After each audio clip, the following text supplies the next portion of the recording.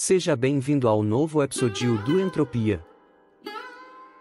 Há cerca de 66 milhões de anos, nosso planeta passou por um dos eventos de extinção em massa mais gigantescos na história das formas de vida multicelulares. Classes inteiras de espécies foram varridas da face da Terra, enquanto outras mudaram além de qualquer reconhecimento para se adaptarem às novas condições e sobreviverem. As razões para esse evento dramático ainda não são completamente conhecidas, mas não há dúvida de que a extinção Cretáceo-Paleogeno causou grandes mudanças na aparência do nosso planeta. Os majestosos e aterrorizantes dinossauros foram substituídos por criaturas igualmente impressionantes, os mamíferos. 3/4 de todos os organismos vivos na Terra foram extintos na extinção Cretáceo-Paleogeno, incluindo praticamente todos os dinossauros não avianos e todas as criaturas com mais de 25 quilos. Esse evento trágico marcou o fim do período Mesozoico e o início do Cenozoico, uma era geológica que ainda não chegou ao fim.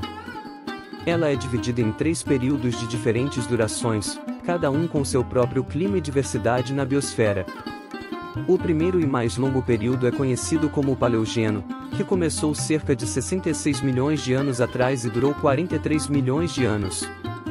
Nos primeiros 10 milhões de anos do Paleogeno, a biosfera da Terra estava se recuperando do golpe duro causado pela extinção em massa. Esse período geológico é chamado de Paleoceno, pois a extinção Cretáceo-Paleogeno abriu muitos nichos ecológicos vagos, que foram rapidamente preenchidos pelos novos senhores do nosso planeta, os mamíferos. A geografia da Terra naquela época era drasticamente diferente do que vemos hoje. Os continentes já eram reconhecíveis, mas estavam posicionados de maneira ligeiramente diferente.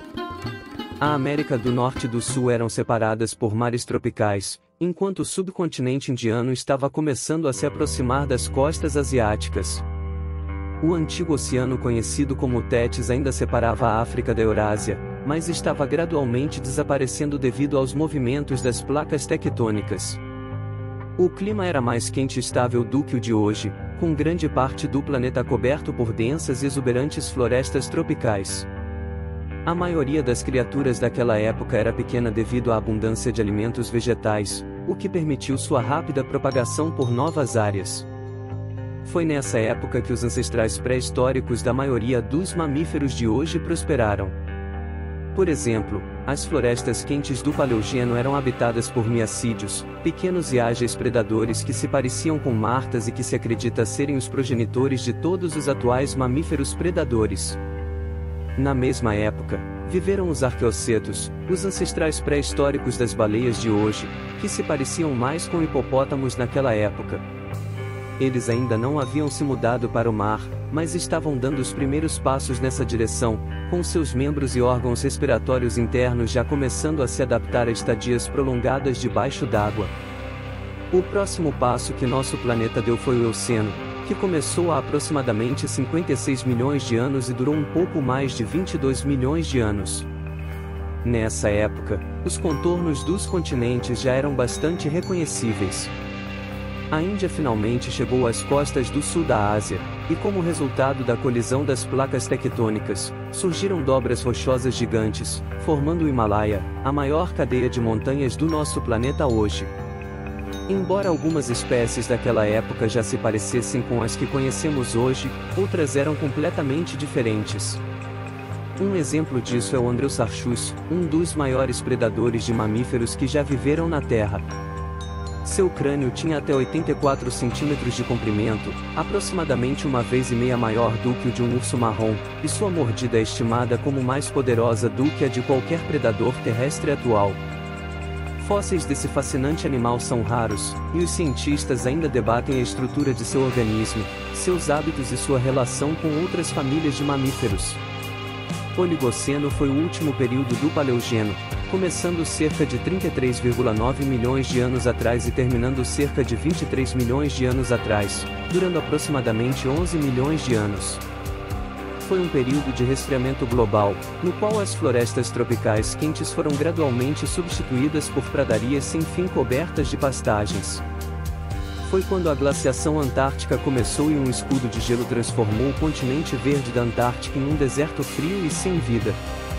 A Austrália continuou a se afastar das outras massas de terra, e esse período testemunhou importantes mudanças na paisagem e na vida na Terra. Foi completamente destruído. Incrivelmente, a vida tem a capacidade de enfrentar qualquer desastre. A Terra daquela época era habitada por criaturas fascinantes, algumas das quais não eram menores do que os dinossauros em tamanho. Por exemplo, o Embricoterio, um herbívoro pré-histórico relacionado aos rinocerontes. O Paraceratherium, o maior deles, atingia 4,8 metros de comprimento de ombro, o que é maior do que um grande elefante africano. Graças ao seu pescoço incrivelmente longo, esses gigantes conseguiam elevar suas cabeças a até 7 metros acima do solo. Um rinoceronte atual poderia facilmente passar sob a barriga de seu enorme antecessor, enquanto um ser humano mal conseguiria tocar o joelho dele. Com uma massa de até 20 toneladas, esses gigantes foram os maiores mamíferos terrestres de todos os tempos. Mesmo o brontossauro, o dinossauro terrestre mais massivo, pesava apenas cerca de 15 toneladas. Ainda não foi estabelecido com certeza como era o Embricoterio, infelizmente.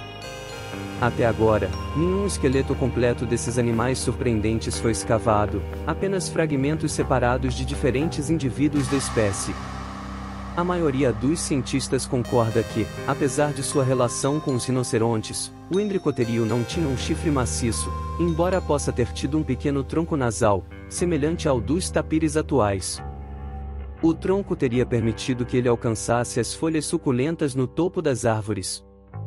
Esses herbívoros gigantes devem ter vivido em pequenos grupos e estavam constantemente em movimento por vastas extensões de terra, vagando por seus domínios em busca de comida. Infelizmente, até o final do Oligoceno, o Embricoterio havia sido extinto completamente. Na mesma época, as áreas que costumavam habitar foram exploradas por elefantes pré-históricos ao lado de grandes predadores como enodontídeos e oficidíneos, esses últimos também conhecidos como cães-ursos.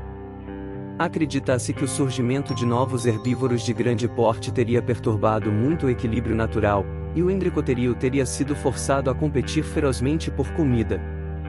A fome e a ameaça dos novos habitantes das pradarias asiáticas gradualmente levaram à extinção total desse gigante herbívoro. Além dos mencionados, havia outros grandes predadores que eram bastante comuns na Terra no período de 37,2 a 28,4 milhões de anos atrás, e fósseis de teledontídeos foram encontrados fossilizados por toda a Eurásia. Sendo ungulados com cascos pares, os teledontídeos,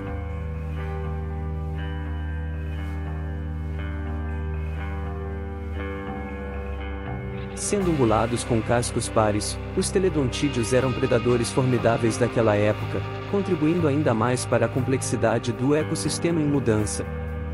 Suas pegadas fossilizadas contam histórias de caças e adaptações notáveis que os ajudaram a sobreviver nas paisagens em constante evolução.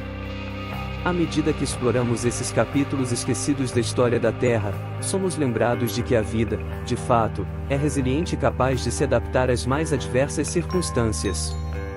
Mas também é um alerta sobre como as mudanças ambientais podem afetar profundamente a biodiversidade. Se você gostou deste mergulho fascinante no passado da Terra e deseja continuar explorando os segredos que nossa história compartilhada esconde, inscreva-se no canal Entropia. Lá, você encontrará mais conteúdo informativo e envolvente sobre paleontologia, ecologia e os mistérios da evolução. Junte-se à nossa comunidade de exploradores do tempo e da natureza, e juntos continuaremos a desvendar os enigmas de nosso planeta.